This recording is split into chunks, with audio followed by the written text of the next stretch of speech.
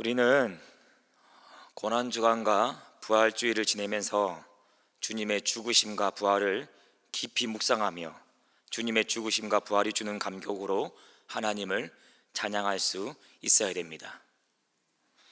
주님의 십자가 지심을 묵상하면서 우리의 죄가 얼마나 끔찍한지 확인할 수 있어야 됩니다. 우리가 하나님의 아들의 죽음이 없으면 용서받을 수 없을 만큼 끔찍한 죄인이라는 사실을 확인할 수 있어야 됩니다. 그리고 이런 우리에게 베푸신 하나님의 은혜와 사랑이 얼마나 큰지를 확인할 수 있어야 합니다.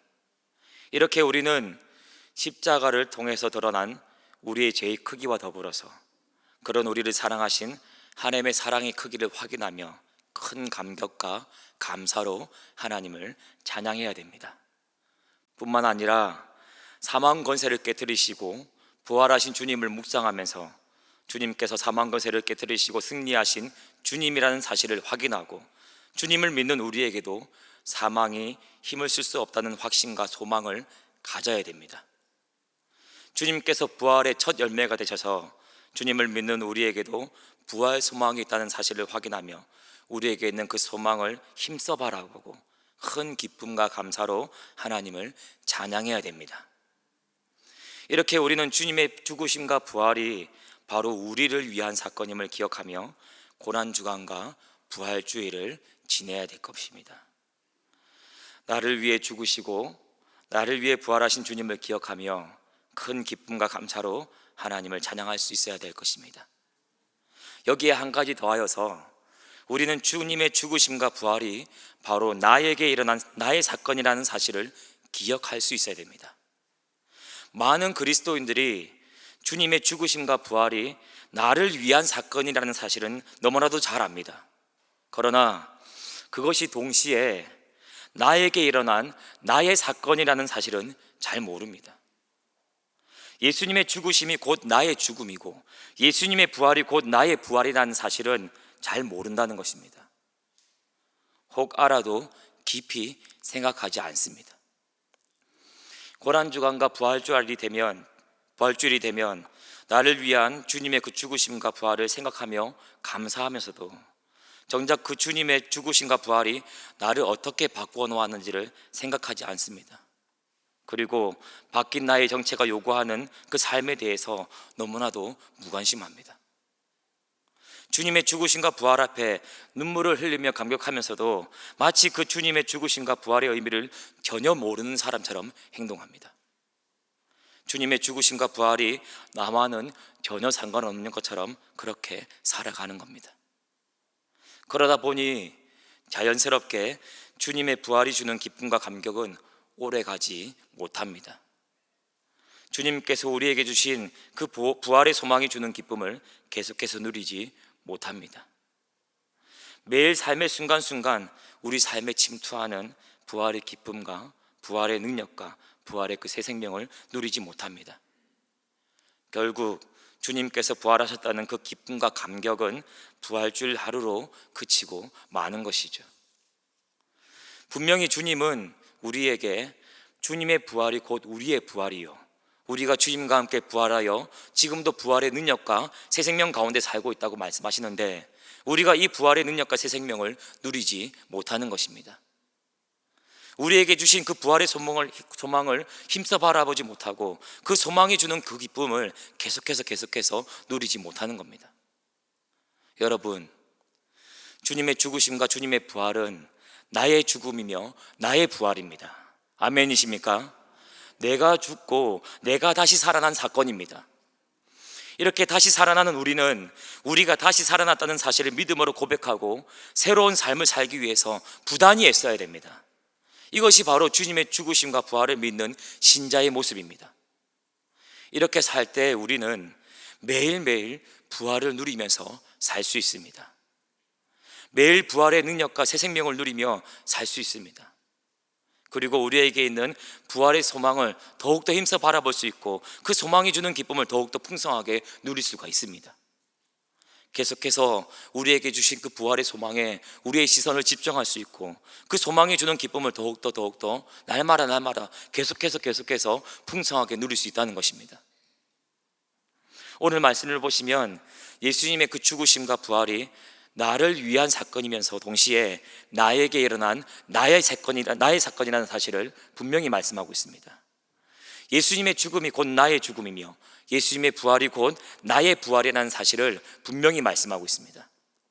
그리고 그 부활을 누리는 것은 다른 게 아니라 주님과 함께 내 옛사람이 죽고 주님과 함께 내가 새 사람으로 살아났다는 사실을 믿음으로 고백하며 새 사람답게 죄에 대하여는 죽고 의에 대하여는 사는 것을, 그렇게 사는 것임을 말씀합니다. 먼저 본문의 배경을 살펴보면 이렇습니다. 바울이 은혜의 복음을 전하자 유대인 대적들은 바울을 영적인 방종을 부추기는 사람으로 오해하였습니다. 은혜의 복음을 강조하면 사람들이 어떻게 살든 상관없다고 여기게 될 테고, 그러면 사람들이 영적인 방종에 빠지게 될 것이라고 여겼습니다. 구원받는데 행위는 아무런 필요가 없고 구원은 오직 믿음으로만 말미암는다는 이 은혜의 복음이 사람들을 영적인 방종에 빠지게 만든다고 여겼습니다. 이런 오해에 대한 응답, 이런 오해에 대한 대답이 바로 오늘 우리가 읽은 이 본문 말씀입니다. 바울은 본문에서 스스로 질문하고 스스로 답하는 형식으로 이런 오해를 교정해 주고 있습니다. 본문 말씀을 보십시오. 1절 말씀에서 바울은 그런즉 우리가 무슨 말을 하리요? 은혜를 더하게 하려고 죄에 거하겠느냐라고 질문합니다. 무슨 말씀인가요? 은혜의 복음을 믿는 신자가 죄에 거하겠느냐? 영적인 방종에 빠질 수 있겠냐? 믿음으로 말미암아 구원을 얻는다는 이 은혜의 복음이 신자들을 영적인 방종에 빠지게 만들 수 있겠느냐라는 질문이죠. 이에 대해서 바울이 뭐라고 답하나요? 바울은 그렇지 않다고 답합니다. 그리고 신자가 영적인 방종에 빠질 수 없다는 사실을 두 가지 이유를 들어서 설명합니다. 첫 번째는 예수님께서 십자가에 못 박혀 죽으실 때 죄 아래에 있던 우리의 옛사람도 함께 죽었기 때문입니다. 2절 말씀을 한번 보십시오. 2절 말씀 같이 한번 읽어보겠습니다. 시작.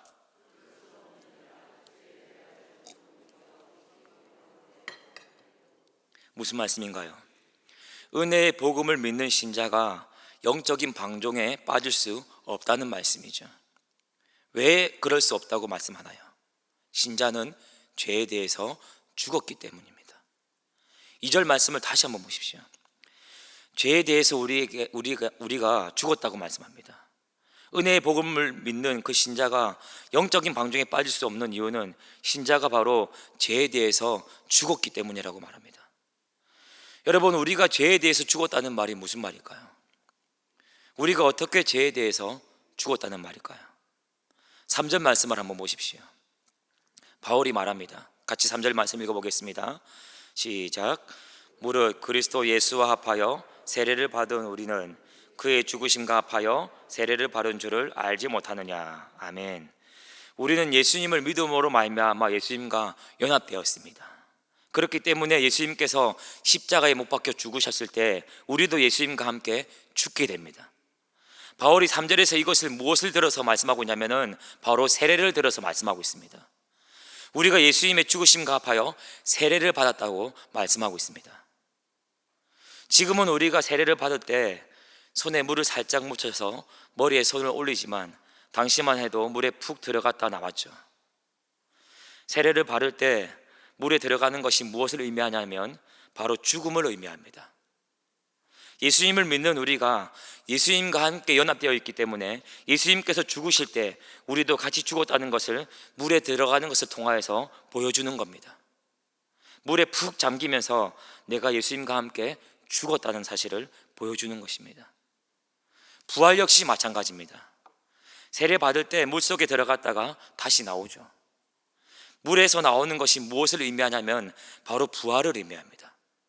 마찬가지로 예수님을 믿는 우리가 예수님과 함께 연합되어 있기 때문에 예수님께서 부활하셨을 때 우리도 함께 부활한다는 것을 물에서 나오는 것을 통해서 보여주는 것입니다. 물에서 나올 때 내가 예수님과 함께 부활하였다는 사실을 보여주는 것입니다. 우리가 예수님의 죽으심과 합하여 세례를 받았다는 말은 바로 이런 의미입니다.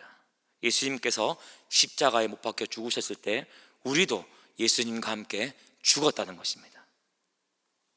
여기서 중요한 것은 예수님께서 십자가에 못 박혀 죽으셨을 때 함께 죽는 나의 정체입니다. 예수님과 함께 죽는 나의 정체가 뭐냐 하면 바로 우리의 옛사람입니다.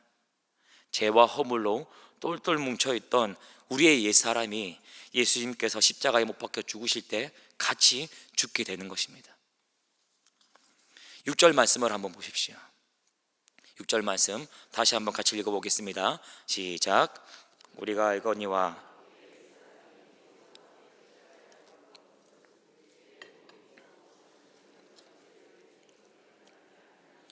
아멘. 뭐라고 말씀하나요? 우리의 옛사람이 예수님과 함께 십자가에 못 박혔다고 말씀합니다. 그리고 이 옛사람이 죽는 것을 두고 죄의 몸이 죽는 것이라고 말씀합니다. 다시 말씀드려서 죄의 지배를 받던 옛사람이 예수님 안에서 예수님과 함께 십자가에 못 박혀 죽었다는 것입니다. 그래서 바울은 말하는 겁니다. 은혜의 복음을 듣고 그 복음을 믿는 그리스도인들이 영적인 방종에 빠질 수 있느냐? 그럴 수 없다. 죄 가운데 살 수 있느냐? 그럴 수 없다. 구원받는데 행위는 필요 없고 믿음으로 구원받는다는 것을 믿는 사람이 죄 가운데 빠질 수 있느냐? 죄 가운데 살 수 있느냐? 그럴 수 없다. 왜? 예수님을 믿는 신자는 예수님께서 십자가에 못 박혀 죽으셨을 때 제 아래에 있던 옛사람이 함께 못 박혀 죽어버렸기 때문이다. 죄의 몸이 죽었기 때문이다. 죄에 대하여서 죽었기 때문이다. 여기서 여러분, 죄 가운데 살 수 없다는 말을 우리가 오해하지 말아야 됩니다. 죄 가운데 살 수 없다는 말은 죄를 아예 짓지 않는다는 말이 아니죠. 여러분 어떤가요? 예수님을 믿는 우리가 죄 짓나요, 안 짓나요? 죄를 짓죠. 죄 가운데 거할 수 없다는 말은 죄를 아예 짓지 않는다는 말이 아니라 죄의 지배를 더 이상 받지 않는다는 말이죠. 죄의 종노릇 하지 않는다는 말씀입니다. 죄가 주인이 되어서 우리에게 주인 행사를 하지 못한다는 말씀입니다. 6절 하반절에서 말씀하고 있는 것처럼 죄에게 종노릇 하지 않는다는 것입니다. 다시 말해 죄 짓는 것이 신자에게 어울리지 않는다는 것입니다. 신자는 죄에 푹 빠져 살지 않는다는 말입니다. 죄 짓는 것을 즐거워하고 죄 짓는 것을 기뻐하며 죄를 짓고 나서도 아무런 양심의 가책을 느끼지 않고 그러지 않는다는 것입니다. 두 번째입니다. 신자는 예수님께서 부활하실 때 함께 부활하여 새 생명 가운데 거하는 사람이 되었습니다. 그렇기 때문에 신자는 영적인 방종에 빠질 수가 없습니다. 본문에서 바울은 예수님의 죽음과 함께 예수님의 부활에 대해서도 함께 말씀하고 있습니다. 신자는 예수님과 함께 죽었을 뿐만 아니라 예수님과 함께 부활하여서 새 생명 가운데 거하는 사람이 되었다고 말씀합니다. 그래서 더 이상 죄 가운데 거하는 삶을 살 수 없다고 말씀합니다. 4절과 5절 말씀을 한번 같이 보십시오. 조금 길지만 같이 한번 읽어보겠습니다. 4절과 5절입니다. 시작.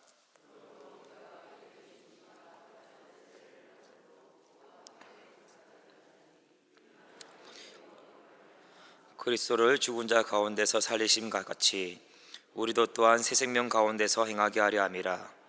만일 우리가 그의 죽으심과 같은 모양으로 연합한 자가 되었으면 또한 그의 부활과 같은 모양으로 연합한 자도 되리라. 아멘. 무슨 말씀입니까? 이렇게 말하는 거죠. 우리가 예수님과 함께 장사되었다. 그리고 아버지의 영광으로 예수님을 죽은 자 가운데서 살리심 같이 우리도 예수님과 함께 살리심을 받았다. 우리도 예수님과 함께 부활하였다. 하나님께서 우리를 살리신 이유가 무엇이냐? 바로 새 생명 가운데 사는 것이다. 다시 말해서 우리가 예수님의 부활에도 함께 연합되어 있다는 것입니다. 예수님께서 부활하셨을 때 우리도 예수님과 함께 부활하였다는 말씀입니다.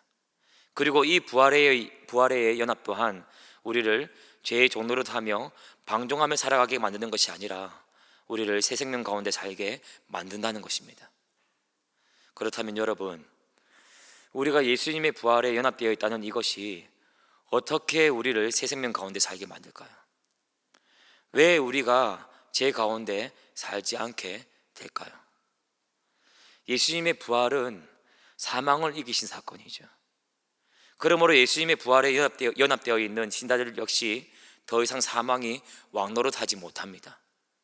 더 이상 사망이 우리를 주장하지 못합니다. 그렇다면 애초에 사망이 우리에게 왕노릇했던 이유는 또 무엇일까요?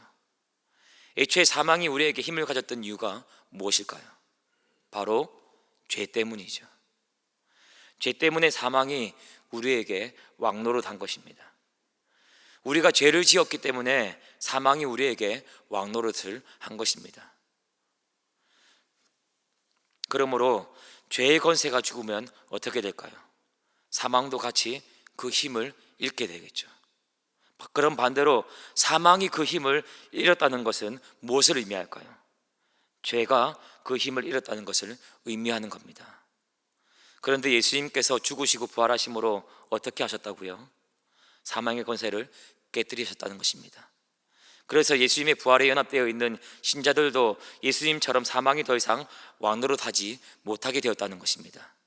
그러므로 사망과 함께 죄 역시 신자들에게 더 이상 왕노릇하지 못하게 되는 것입니다. 주인 노릇하지 못하게 되는 것입니다. 그래서 바울은 말하는 겁니다. 예수님과 함께 부활한 성도는 죄가 아니라 새 생명 가운데 거한다고요. 새로운 삶을 살게 된다고요. 죄 가운데 살지 않는다고요. 여러분, 주님의 죽으심과 주님의 부활은 우리를 위한 사건임과 동시에 우리에게 일어난 사건입니다. 주님의 죽음은 곧 우리의 죽음이며 주님의 부활은 곧 우리의 부활입니다. 죄 아래에 있던 옛사람의 죽음이며 죄의 몸의 죽음이며 죄에 대한 죽음입니다. 그리고 다시 새 사람으로 살아나 새 생명 가운데 살게 되는 것입니다. 죄에 대하여 죽고 의에 대하여 사는 인생이 되는 것입니다. 이제 더 이상 죄와 사망에 종노릇하지 않는 인생이 되는 것입니다. 그래서 바울은 은혜의 복음을 믿는 신자가 더 이상 죄 가운데 살 수 없다고 말합니다. 은혜의 복음이 신자를 영적인 방종에 빠지게 만들지 않는다고 말합니다. 그리고 12절 이하의 말씀에서 이제는 우리를 향하여서 당부합니다. 주님과 함께 죽고 살아난 신자답게 죄 가운데 살지 말 것을 당부합니다. 우리 12절부터 14절까지의 말씀을 같이 한번 읽어보겠습니다. 12절부터 14절입니다. 시작. 그러므로 바로 이와 같은 이유로 너희는 죄가 너희 죽을 몸을 지배하지 못하게 하여 몸의 사울께 순종하지 말고, 또한 너희 죄를 불의의 무기로 죄에게 내주지 말고 오직 너희 자신을 죽은 자 가운데서 다시 살아난 자같이 하나님께 드리며 너희 지체를 의의 무기로 하나님께 드리라. 죄가 너희를 주장하지 못하리니 이는 너희가 법 아래에 있지 아니하고 은혜 아래에 있음이라. 아멘. 여러분, 오늘 이 본문 말씀을 통해서 우리는 주님의 죽으심과 주님의 부활이 우리를 위한 사건임과 동시에 우리에게 일어난 사건임을 확인하게 됩니다. 그리고 그것이 우리에게 요구하는 삶이 어떤 것인지를 확인하게 됩니다. 신자는 예수님과 연합되어 있습니다. 그렇기 때문에 예수님이 십자가에 못 박혀 죽으셨을 때 같이 죽었습니다. 그리고 예수님께서 부활하셨을 때 같이 부활하였습니다. 주님의 죽음은 곧 우리의 죽음이며 주님의 부활은 곧 우리의 부활입니다. 우리는 주님과 함께 죽고 주님과 함께 살아 더 이상 죄와 사망의 종노릇 하지 않고 새 생명 가운데 거하는 존재가 되었습니다. 죄와 사망의 권세로부터 해방되어서 의의 종노릇 하며 새 생명 가운데 행하는 존재가 되었습니다. 날마다 죄에 대하여는 죽고 의에 대하여는 사는 존재가 되었습니다.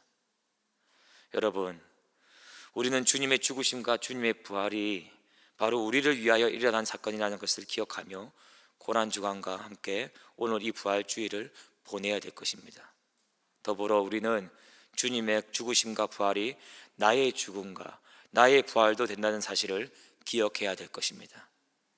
많은 그리스도인들이 주님의 죽으심과 부활이 주는 기쁨을 계속해서 누리지 못합니다. 우리에게 있는 부활의 소망을 계속해서 바라보지 못하고 그 소망이 주는 큰 기쁨을 계속해서 누리지 못합니다. 부활주일 하루만으로 만족하며 살아갑니다. 왜 그럴까요? 주님의 죽으심과 부활이 나의 사건이라는 사실을 잊어버렸기 때문입니다. 주님의 부활을 기억하는 부활주일, 우리가 어떻게 이 부활주일을 보내야 될까요? 우리가 어떻게 주님의 부활이 주는 기쁨을 부활주일 하루뿐만 아니라 매일매일의 삶 속에서 계속해서 누릴 수가 있을까요?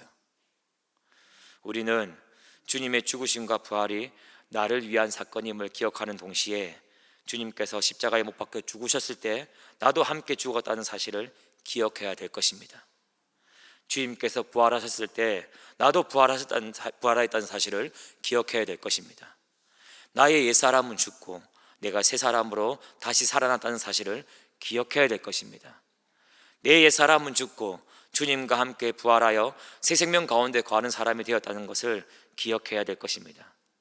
주님의 그 죽으심과 주님의 그 부활이 나를 새 사람으로 의의 종으로 바꾸어 놓았다는 사실을 기억해야 될 것입니다. 우리가 이제는 죄의 종이 아니라 의의 종이라는 사실을 기억하며 죄에 대하여는 죽은 자요 하나님께 대하여는 산자로 살기로 결단하고 그렇게 살기를 힘써야 될 것입니다. 한편 죄의 지배에서 해방되었다고는 하나 여전히 죄에 넘어지고 많은 우리의 잘못들과 허물들을 다시 한번 떠올리며 회개하는 열심이 있어야 될 것입니다. 그렇게 할 때 우리는 주님께서 우리에게 허락하신 그 부활의 능력과 새 생명을 부활주일 뿐만 아니라 매일의 삶의 현장에서 풍성하게 누리며 살게 될 것입니다. 매일매일 부활을 살게 될 것입니다. 그리고 이렇게 부활을 사는 삶은 더욱 우리에게 있는 부활의 소망을 바라보게 만들며 그 소망이 주는 기쁨으로 우리를 가득 채울 것입니다. 부활 소망을 계속해서 바라보고 그 소망으로부터 비롯되는 기쁨을 지금 여기서도 계속해서 맛보고 누리며 살게 될 것입니다. 어느 때보다도 힘들게 맞이한 부활주일입니다. 그렇기 때문에 저는 정말로 간절히 바라고 소망합니다. 우리가 힘들고 어려운 현실 속에 있지만 동시에 주님의 부활이 곧 우리의 부활임을 알아서 그 주님의 부활이 우리에게 가져다 준 커다란 기쁨을 매일매일 이 힘든 현실 속에서 더 풍성하게 누리실 수 있기를 정말로 간절히 바라고 소망합니다. 그러기 위해서 부단히 애를 쓰십시오. 죄에 대하여는 죽고 의에 대하여는 살기를 결단하시고 부단히 애를 쓰십시오. 그렇게 살지 못하는 삶을 매 순간순간마다 돌아보며 회개하는 삶을 사시기를 애를 쓰십시오. 그것이 분명 우리에게 있는 부활의 능력과 새 생명을 더욱더 풍성하게 누리게 만들어 줄 것입니다. 그리고 우리에게 있는 부활의 소망에 우리를 더욱더 집중하게 만들고 그 소망으로부터 기쁨을 우리가 더욱더 충만하게 받아 누리게 될 것입니다. 기도하겠습니다.